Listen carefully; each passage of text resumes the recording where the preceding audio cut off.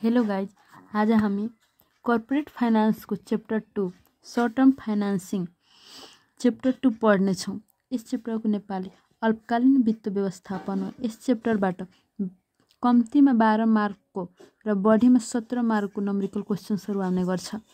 अल्पकालीन वित्त व्यवस्थापन भनेको के हो भने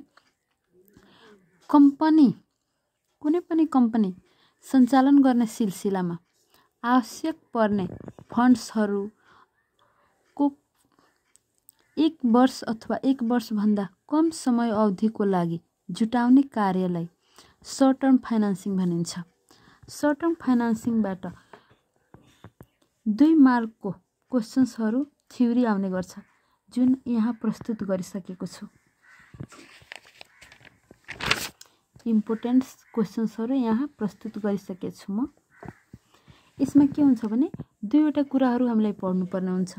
एउटा चाहिँ अल्पकालीन वित्त व्यवस्थापन शॉर्ट टर्म फाइनेंसिङ जुटाउन के कस्ता सोर्सबाट जुटाउने, अनि उक्त सोर्सबाट जुटाउँदा कम्पनीलाई के कस्ता कष्ट लाग्छ, उक्त कष्ट कसरी निकाल्ने भन्ने कुराको बारेमा यस चैप्टरमा हामी जान्ने छौं।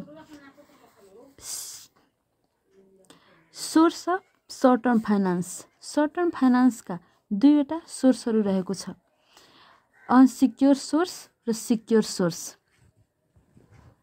अनसिक्योर सोर्स भनेको के हो भने कुनै पनि धितो नराखिकन फन्ड्स कलेक्सन गर्ने कार्यलाई अनसिक्योर सोर्स भनिन्छ। अनसिक्योर सोर्समा निम्न सोर्सहरू पर्ने गर्छ: accrual source, trade credit, commercial paper, bank loan. यसको बारेमा हामी पढ्ने छौं। इक्जामको दृष्टिकोणले trade credit, commercial paper, bank loan बढी इम्पोर्टेन्ट रहेको छ। यसलाई बढी फोकस गरेर पढ्ने छौं अनि यो सबैको बारेमा मात्र जान्दा हुन्छ। Accrual source. एक्रुअल सोर्सलाई किन अनसिक्योर सोर्स भन्ने गरिन्छ, यो इक्जाममा आउन पनि सक्छ। यसलाई किन अनसिक्योर सोर्स भन्ने गरिन्छ भने यसमा कुनै प्रकारको धितो राख्नु पर्दैन अनि कम्पनीलाई आवश्यक परेको फन्ड जुटाउन कम्पनीले आफ्नो इम्प्लोइलाई तिर्नुपर्ने सेलरी अथवा सरकारलाई दिने ट्याक्स केही ढिलो तिर्छ र त्यसबाट नै आफ्नो आवश्यकता परिपूर्ति गर्ने गर्छ। मानव इम्प्लोइलाई 1 महिनामा दिने सेलरी 3 महिना पछि दिन्छ भने 3 महिनासम्म उसँग पैसा बाँच्छ नि, त्यसैबाट आफ्नो आवश्यकता परिपूर्ति गर्ने गर्छ, जसमा कम्पनीले कुनै प्रकारको कष्ट पनि लाग्दैन। त्यसैले यसलाई कस्ट फ्री सोर्स पनि भन्ने गरिन्छ।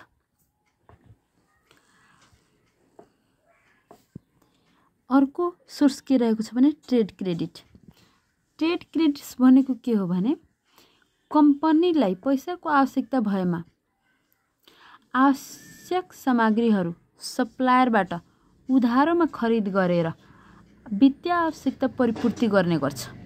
यसमा कष्ट लाग्न पनि सक्छ र कष्ट नलाग्न पनि सक्छ। ट्रेड क्रेडिट्समा सामग्री उधारोमा लिँदा केही टर्महरू जान्नुपर्ने हुन्छ। जस्तै क्रेडिट टर्म। यो टर्मको आधारमा नै सप्लायरले कम्पनीलाई फन्ड्स प्रोभाइड गर्छ। Credit term 2/10 net 30। यसको अर्थ के भयो भने 1 महिना त्यसको लास्ट पिरियड हो क्रेडिट पिरियड्स, अनि यो 10 दिन डिस्काउन्ट पिरियड। यो 2% के हो भने डिस्काउन्ट रेट। यदि कम्पनीले 10 दिनभित्र 30 दिनमा त अनिवार्य छ, उसलाई तिर्नै पर्छ। यदि 10 दिनभित्र बुझाइदिन्छ भने सप्लायरले 2% छुट दिन्छ। यस अवस्थामा कम्पनीलाई कष्ट लाग्न पनि सक्छ, कष्ट नलाग्न पनि सक्छ। कुन अवस्थामा कष्ट लाग्छ, कुन अवस्थामा कष्ट लाग्दैन भने यदि कम्पनीले 10 दिनभित्र उक्त पैसा पेमेन्ट गरिदिन्छ भने कम्पनीलाई उल्टा 2% छुट पाउँछ। यदि उसले लास्ट पिरियड 30 दिन सकाएर पैसा दिन्छ भने उसले केही कस्ट लाग्ने गर्छ। उक्त कस्ट कसरी निकालिन्छ भने फर्मुलाबाट जानु। यही फर्मुला हामी पढ्नुपर्ने हुन्छ। Annual percent cost, effective annual cost र रुपिज कस्ट, यी तीनवटा कस्टहरू होल च्याप्टरमा हामीलाई निकाल्नु पर्ने हुन्छ। अर्को के रहेको छ भने कमर्सियल पेपर, वाणिज्य पत्रबाट कम्पनीले फन्ड कसरी कलेक्सन गर्छ भन्ने कुरा जानु। Commercial paper is a short term unsecured negotiables promissory note issue by a company to raise fund from money market. यसबाट कसरी पैसा जुटाउने गर्छ भने व्यापारीले आफूलाई आवश्यक पर्ने सोर्सहरू बढाउन एउटा इस्युहरू एक प्रकारको प्रोमिसरी नोटहरू इस्यु गर्ने गर्छ, जसको नेचर बन्ड जस्तै हुन्छ। तर बन्ड र प्रोमिसरी नोटमा के फरक हुन्छ भने बन्ड 1 वर्षभन्दा बढी अवधिको लागि इस्यु गर्ने गरिन्छ र कमर्सियल पेपर 1 वर्षभन्दा कम अवधिको लागि इस्यु गर्ने गरिन्छ। इन्ट्रेस्ट दिने गरी इस्यु गरिएको हुन्छ भने यसमा यो फर्मुला युज गरेर कस्ट निकाल्न सकिन्छ।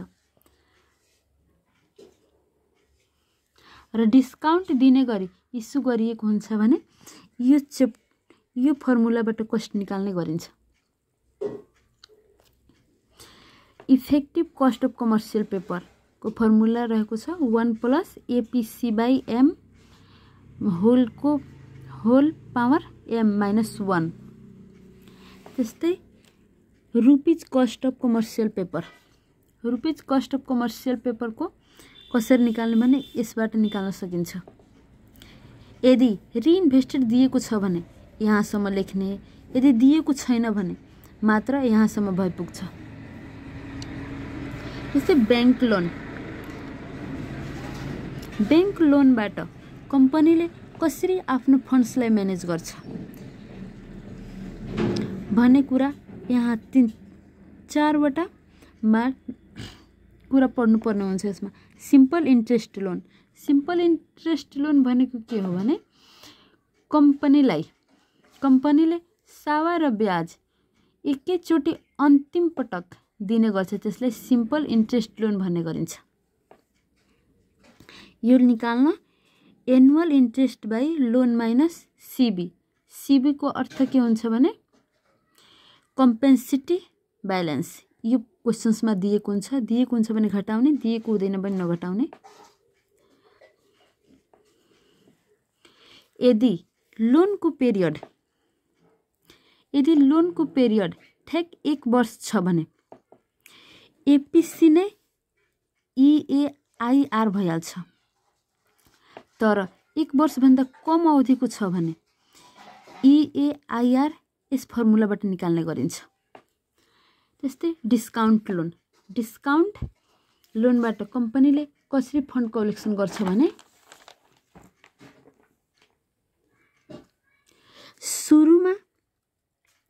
सुरुमा सावाको ब्याज मात्र कम्पनीले बैंकलाई दिन्छ र अन्तिममा गएर सावा बुझाउँछ।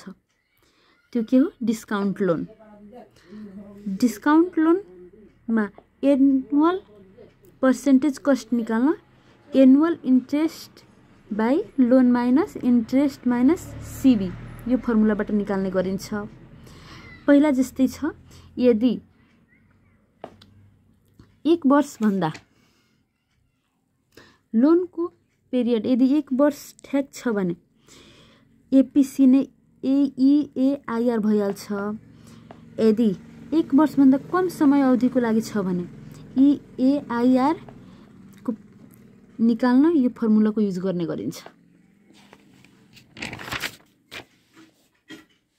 त्यस्तै एड अन लोन अर्को के रहेको छ भने add on loan. Add on loan भनेको के हो भने सावा र ब्याज एकैमा जोडिन्छ र सावा र ब्याज जोडेर एउटा नयाँ प्रिन्सिपल तयार गरिन्छ र त्यसलाई किस्तबन्दी रूपमा इन्स्टलमेन्ट मेथडबाट बुझाउने गरिन्छ। त्यो नै हो एड अन लोन। त्यसलाई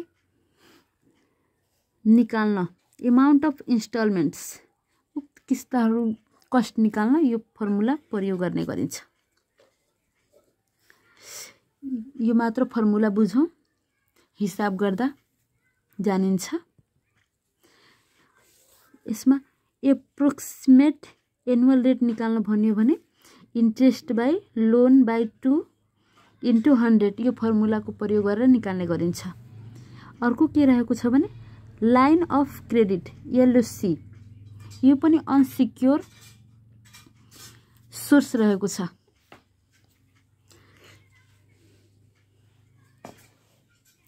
यसमा पनि एनुअल पर्सेन्टेज कस्ट निकाल्न interest plus commitment fee by net amount used.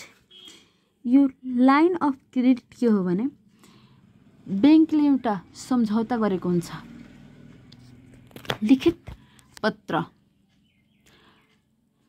दिएको हुन्छ।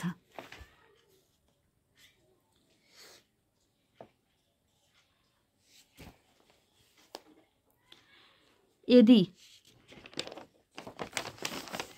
उक्त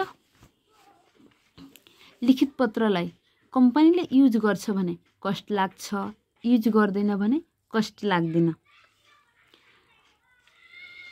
यसमा के हुन्छ भने बैंक र कस्टमर बीच एउटा फर्मल सम्झौता भएको हुन्छ, जुन बैंकले कस्टमरलाई एउटा निश्चित अवधिको लागि निश्चित अमाउन्ट युज गर्न दिने सम्झौता गरेको हुन्छ, जुन कस्टमरले युज गरेमा पनि सक्छ र गर्न पनि सक्दैन।